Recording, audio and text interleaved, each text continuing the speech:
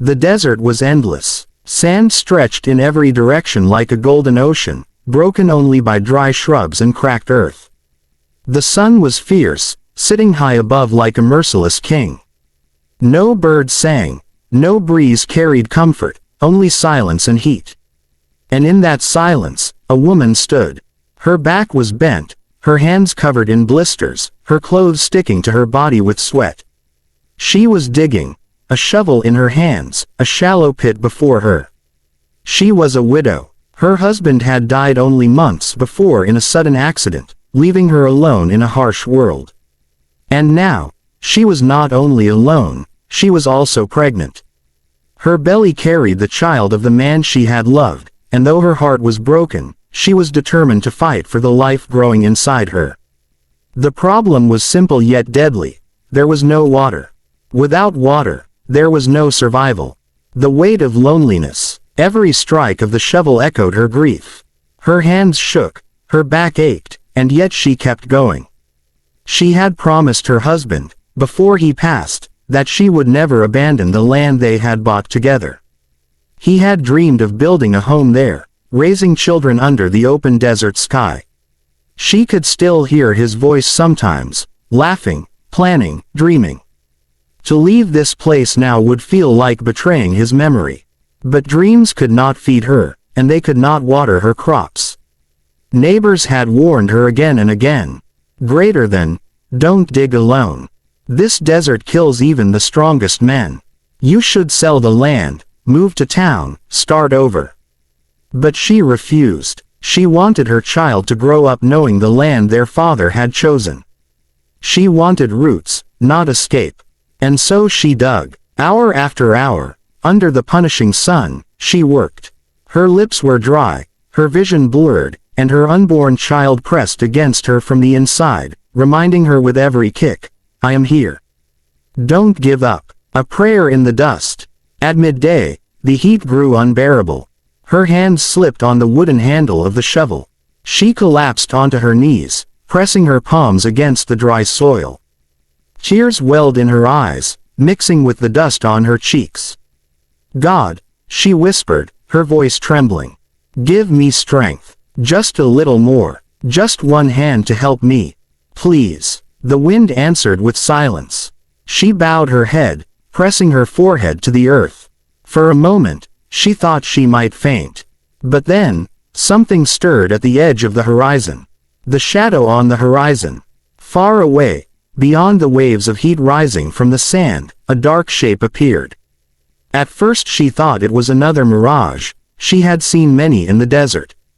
But slowly, the shape grew clearer. It was a man on horseback.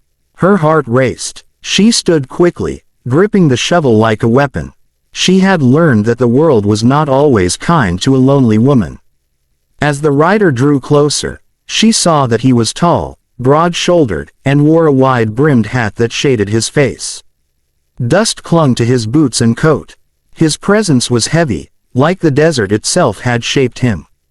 He stopped a few steps away. His horse snorted, pawing the ground. The widow held her breath, clutching the shovel tighter. The man said nothing. He simply looked at her, then at the shallow hole she had dug. His eyes were calm, unreadable, but not cruel. The silent gesture. Without a word, the rancher dismounted.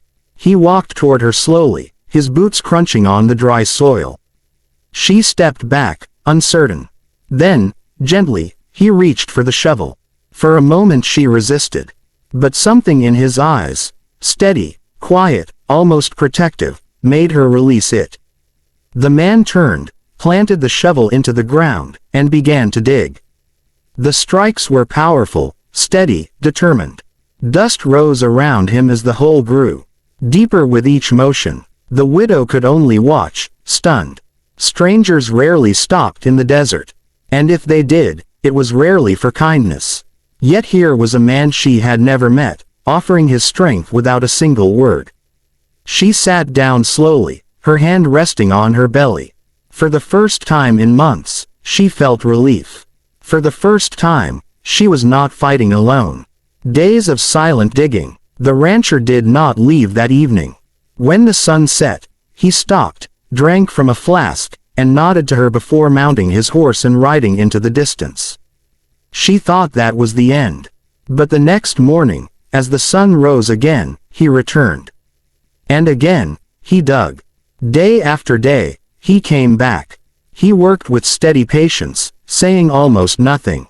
The widow tried to speak sometimes. "Why are you helping me?" she asked one afternoon, handing him a piece of bread. He only nodded, taking it with a quiet, "Thank you," before returning to the hole. She tried again another day. "Do you live near here?" He didn't answer, only pointed toward the horizon, as if to say, "Out there somewhere." Though his lips were silent, his actions spoke louder than words. He worked with care, making sure she didn't strain herself. When she bent to lift a stone, he gently moved her aside and did it himself. When she looked faint, he motioned for her to sit in the shade. Slowly, she began to understand. This was a man who spoke through what he did, not what he said. Memories in the desert nights. At night, after he left, she would sit by the shallow well and think of her husband. She remembered the day he had first spoken about digging a well here. His eyes had been full of hope. She whispered to the stars, "If you can hear me, someone is helping us. Maybe you sent him. Maybe this is your way of keeping your promise." She placed her hand on her belly and smiled faintly. "Your father wanted this. And now, maybe we will have it." The breakthrough. On the seventh day, as dawn painted the sky pink and gold, the shovel struck something different. The sound was softer, deeper. The rancher's movements grew quicker, more urgent. He dug with force, the earth loosening under his hands. And then, it happened. A small gush of water seeped from the bottom of the hole. At first it was muddy, but then it grew clearer, fresher. The widow gasped, falling to her knees. Tears streamed down her face. She reached into the wet soil, lifting the cool moisture in her hands and pressing it to her lips. "Water. Real, living water. Thank you, she whispered, her voice breaking. The rancher stood back, watching quietly. His face revealed little, but his eyes carried something deep, perhaps satisfaction, perhaps compassion. More than water. For the widow, this was more than survival. This was hope. This was the future of her child. This was life. But she realized something else too. The rancher had given her more than a well. He had given her companionship in her darkest hours, silent strength when she had none, and proof that kindness still lived in the world. She looked up at him through her tears. "Please, at least tell me your name." For a long moment, he was silent. The wind moved between them. Finally, in a low, rough voice, he spoke his first words since arriving. "Names don't matter. Take care of your child. That's all that matters." Then, before she could say anything more, he mounted his horse and rode into the horizon. The years that followed, the well became the heart of her land. She grew crops, raised animals, and when her child was born, she raised them strong and healthy. Every time she drew water from the well, she remembered the silent rancher. Years later, when her child was old enough to ask about their father, she told two stories. One of the man she had loved, who had dreamed of this land but had been taken too soon. And another, of a silent stranger who came like a shadow, dug a well with his bare hands, and gave them life. She would say, "Sometimes angels don't have wings. Sometimes, they ride horses, wear dusty hats, and speak with their actions instead of their words." Her child would drink from the well, listening with wide eyes. And in their heart, they would grow up knowing that even in the hardest desert, kindness could bloom. Conclusion. The widow never saw the rancher again. Some said he was a drifter, some said he was an angel in human form. She didn't know, and she didn't need to know. What mattered was the lesson he left behind. That strength is not always loud. That kindness does not always ask for reward. And that sometimes, the greatest gift is not water itself, but the reminder that we are never truly alone.